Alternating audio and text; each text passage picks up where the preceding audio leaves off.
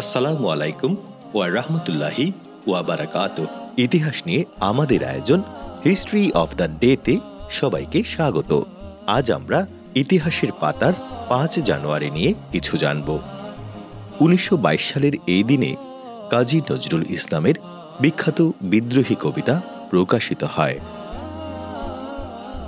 ১৯৭২ সালের আজকের দিনে পাকিস্তানের নবনির্বাচিত রাষ্ট্রপতি জুলফিকার আলী ভুট্টো বাংলাদেশের রাষ্ট্রপতি শেখ মুজিবুর রহমানকে মুক্তি দেন।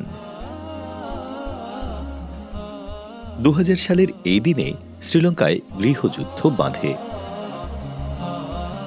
২০২০ সালের এই দিনে চীনা অধ্যাপক ঝাং ইয়াংজিন অনলাইনে প্রথম SARS-CoV-2 জিনোম মানচিত্র প্রকাশ করেছেন, যা বিশ্বব্যাপী স্বাস্থ্য পেশাদারদের কোভিড-19 শনাক্ত করতে সহযোগিতা করে।